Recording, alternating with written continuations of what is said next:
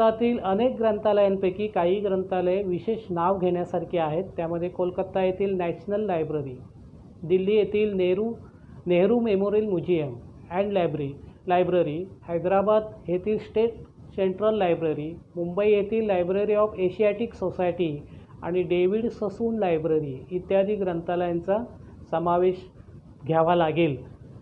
आता अभिलेखागारांचे व्यवस्थापन हे तांत्रिकदृष्ट्या ग्रंथालय व्यवस्थापनाचंच एक अंग असते. नुसतं अभिलेखागार बांधून चालत नाही, तर तांत्रिकदृष्ट्या व्यवस्थापन कसं असावं तेही पाहिलं जातं. तर महत्त्वाच्या नोंदी असलेली कागदपत्रे त्यामध्ये कोणताही बदल न करता सुरक्षित ठेवणे, त्यांच्या सूची तयार करणे आणि ती हवी तेव्हा उपलब्ध करून देणे ही कामे अभिलेखागाराच्या व्यवस्थापनात महत्त्वाची असतात. नेमका ठिकाणी ते ठेवलेले असतात. त्यामुळे ही कागदपत्रे ऐतिहासिकदृष्ट्या अत्यंत विश्वासार्ह मानली जातात. संगणकीय प्रणालींच्या उपयोगामुळे ग्रंथालय आणि अभिलेखागार यांचे आधुनिक काळातील व्यवस्थापन अपरिहार्यपणे माहिती तंत्रज्ञानाशी जोडले गेलेले आहे. ITशी, इन्फॉर्मेशन टेक्नॉलॉजीशी. भारतातील पहिले सरकारी अभिलेखागार इसवी सन 1891 मध्ये इम्पेरियल रेकॉर्ड डिपार्टमेंट या नावाने कोलकाता येथे स्थापन केले. कारण ब्रिटिशांची जुनी राजधानी कोलकाता होती आणि त्यामुळे बरंचसं त्या ठिकाणी सुरुवातीला ते स्थापन करत असत. इसवी सन 1911 मध्ये ते दिल्लीमध्ये आणलं गेले. इसवी सन 1998 मध्ये भारताचे तत्कालीन राष्ट्रपती KR नारायण यांनी राष्ट्रीय अभिलेखागार म्हणून ते जनतेसाठी खुले करण्यात आल्याचे जाहीर केले. म्हणजे आता ते बघता येतं आपल्याला. हे ते भारत सरकारच्या सांस्कृतिक मंत्रालयाच्या आता अंतर्गत असलेले एक महत्त्वाचं खातं आहे. इसवी सन 1748 पासूनची कागदपत्रे इथे क्रमवार लावून ठेवलेले आहेत. त्यामध्ये इंग्रजी, अरबी, हिंदी, फारसी, संस्कृत, उर्दू या भाषा आणि मोडी लिपीतील नोंदींचाही समावेश आहे. आणि या नोंदींची वर्गवारी सार्वजनिक, प्राच्यविद्याविषयक, हस्तलिखिते आणि खाजगी कागदपत्रे अशा 4 प्रकारात केलेले आहेत. बघा, याच्यामध्ये संकल्पचित्र येईल. सार्वजनिक, प्राच्यविद्याविषयक, हस्तलिखित आणि खाजगी कागदपत्र असे 4 प्रकारामध्ये केलेले. आणि त्याखेरीज भारतातील प्रत्येक राज्य शासनाची पण स्वतंत्र अशी अभिलेखागार आहेत. महाराष्ट्र राज्य शासनाच्या अभिलेखागार संचालनालयाच्या शाखा मुंबई, पुणे, कोल्हापूर, औरंगाबाद आणि नागपूर येथे आहेत. पुणे अभिलेखागारात मराठ्यांच्या इतिहासाशी संबंधित सुमारे 5 कोटी मोडी लिपीतील कागदपत्रे आहेत आणि त्याला पेशवे दप्तर असं म्हटलं जातं, पेशवे काळातील असल्यामुळे. पुढचा आता शेवटचा भाग बघायचा आहे, कोश वाङ्मय. हे कोश वाङ्मय पण इतिहास लेखनाला मदत करत असतात. कोश म्हणजे शब्दांचा असतो, विविध माहितीचा असतो, ज्ञानाचा केलेला पद्धतशीर संग्रह असतो. मात्र ते पुस्तकात लिहिलं जातं, जाडजूड पुस्तकं असतं म्हणून त्याला कोश वाङ्मय म्हणतात.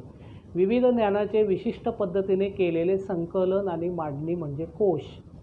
उपलब्ध ज्ञानाचे व्यवस्थापन आणि सुलभ रीतीने त्याच्या उपलब्धीची सोय हे त्याचे उद्दिष्ट असतं.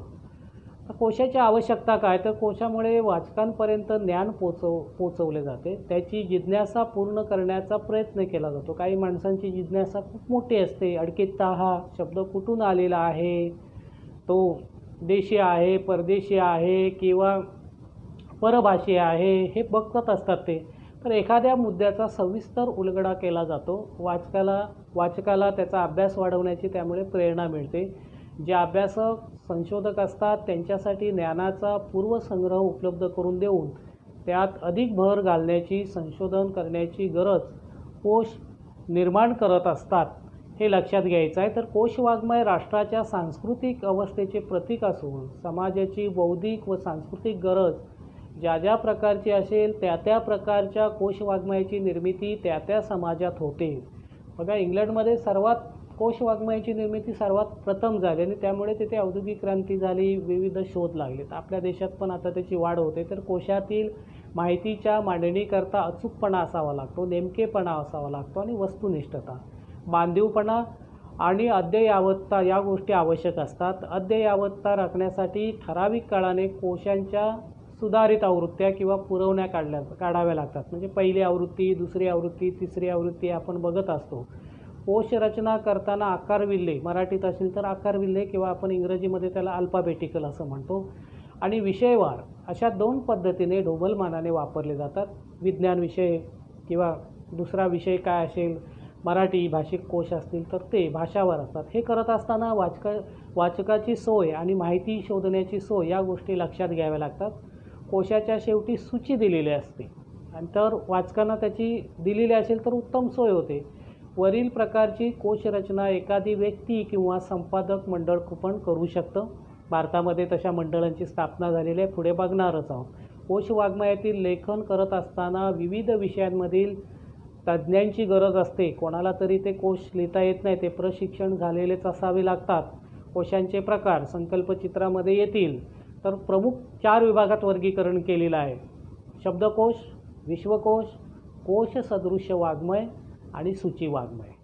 शब्दकोश म्हणजे काय, तर यात शब्दांचा संग्रह असतो. एका शब्दाला अनेक शब्द किंवा तो शब्द कसा आला, शब्दांचा अर्थ, त्याला प्रतिशब्द काय, पर्यायी शब्द काय, तो कुठच्या भाषेतून आला, इराणी भाषेतून आला का, कलिंगड, खजूर यांसारखे इराणी भाषेतले शब्द आहेत, तर शब्दांची व्युत्पत्ती कशी झाली. त्याच्यानंतर शब्दकोशांचे महत्त्वाचे प्रकार म्हणजे सर्वसंग्राहक, विशिष्ट शब्दकोश, परिभाषिक कोश, व्युत्पत्ती कोश, समानार्थी किंवा विरुद्धार्थी शब्दकोश, म्हणी, वाक्प्रचार संग्रहकोश इत्यादीचे शब्दकोशांचे आणखी उपविभाग पडत असतात. विश्वकोशाचे 2 भाग पडतात. एक सर्वसंग्राहक, उदाहरणार्थ एन्सायक्लोपीडिया ब्रिटानिका, महाराष्ट्रीय ज्ञानकोश, मराठी विश्वकोश इत्यादी. आणि दुसरा प्रकार आहे विशिष्ट विषयपर कोश. हे एखाद्या विषयाला वाहून घेतलेले कोश असतात. उदाहरणार्थ भारतीय संस्कृती कोश किंवा एखाद्या ठिकाणी व्यायाम ज्ञानकोश इत्यादीची माहिती त्यामध्ये असते.